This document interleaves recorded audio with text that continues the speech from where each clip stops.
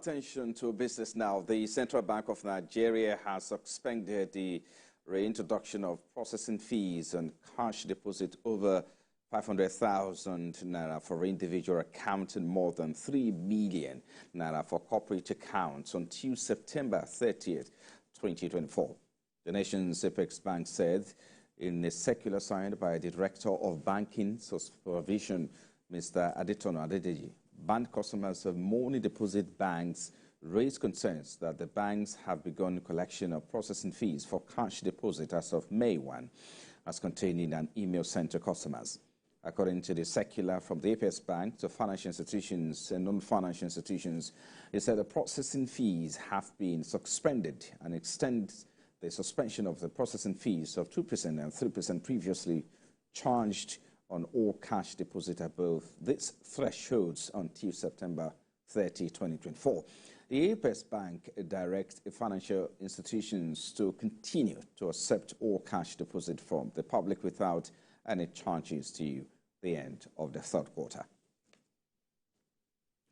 Away from there, the Nigerian National Petroleum Company Limited says motorists should shun panic buying of the product as the nationwide supply and distribution of the product continue to improve across the country. The company Chief Corporate Communications Officer, Mr. Olufemi Shonaya, made this known in a statement while emphasizing that the NPC Limited has over 1.5 billion liters stock of premium motor spirit to last for over 30 days. The communications officer said NPC Limited is collaborating with relevant agencies such as the Nigerian Midstream and Downstream Petroleum Regulatory Authority, labor unions in the sector, and security operatives to address hoarding and other unwholesome practices across the country. These are good times for Nigeria and the United States of America as trade volumes between both nations hit $10 billion as the U.S. government announces a fresh injection of $125 million cash into the economy for food security and water. The U.S. government commended the economic reforms of President Bola Tinubu and noted that Power Africa, working with other, will intend to support a new 5-year $90 million program to support on and off-grid development, underscoring the importance the two countries place on expanding energy access and reliability as fundamental to achieving economic growth and prosperity. According to a text released by the government of U.S. and Nigeria on the occasion of the 6th U.S.-Nigeria Bi-National Commission in Abuja, with Nigeria expressing its desire to increase African export to the U.S., while the U.S. reaffirmed its commitment to Nigeria's development and pledged efforts to facilitate Nigeria's use of trade opportunities. Now, the Lagos State government says it's set to commence another phase of the evaluation of its assets under the new international standard that requires that all government properties be properly valued and included in the financial statement for accounting and transparency purposes. The Accountant General and Permanent Secretary, State Treasury Office, Dr. Abiodun Muritala, said this when the Nigerian Institution of State Surveyors and Valuers Lagos State Branch visited selected ministries as part of a campaign marking the 2024 International Valuation Day. Sunday Benibo compiled this report. Report shows that as at 2023, while global property asset is valued at $613.3 trillion and the global stock market stands at $109 trillion, Nigeria's economic capital assets said to be promising. It is against this backdrop and to further improve awareness level of asset valuation, members of the estate surveyors and valuers are embarking on this public awareness campaign across Lagos. The first stop is the Ministry of Finance and Office of the State Accountant General. The focus is to deepen cooperation and collaborations with the relevant government agencies. The International Public Sector Accounting Standard have mandated that our assets should be valued and should be included in the financial statement, which is a departure from the cash basis of accounting that government used to adopt. Government now use accrual basis. And when you use accrual basis, there must be assets and there must be liabilities. So the assets have to be appropriately valued for it to be acceptable to all stakeholders.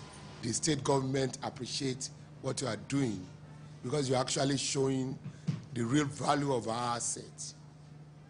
If we are carrying that asset at cost, we will know what it will be by now. But everybody knows that our balance sheet is bigger than almost all the banks put together. You are key to it because you are carrying our asset at the right value. The state chairman of the institution, Mr. Gbenga Ismail, says the exercise is geared towards creating awareness and importance of the profession. The first reason we did it was to bring valuation to the mind of everyone.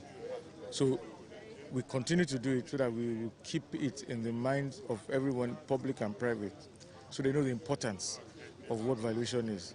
Valuation, you can see, you can just look at it as a piece of paper that tells you what the value of your asset is. But beyond that, it tells you what the integrity of your asset is. The valuation contains all this information that you require to know what makes up value.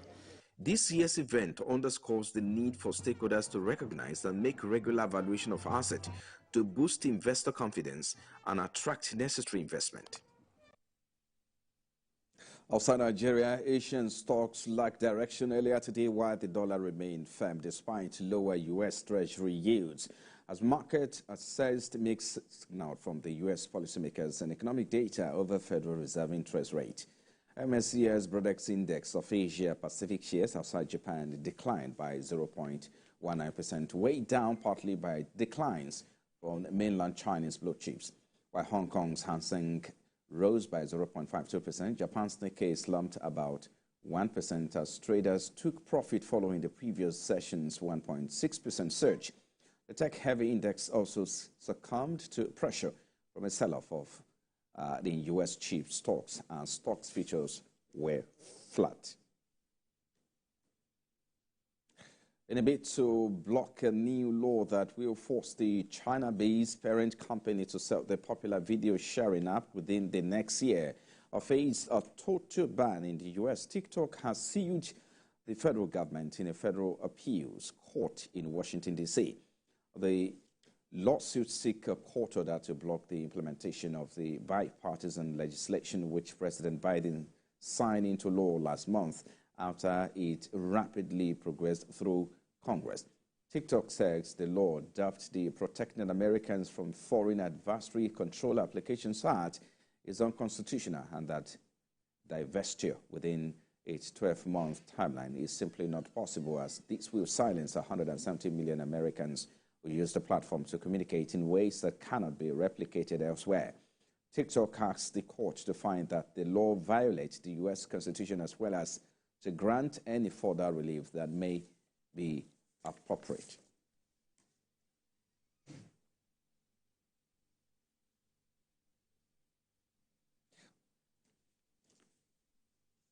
Well, the Nasarawa State Governor, Mr.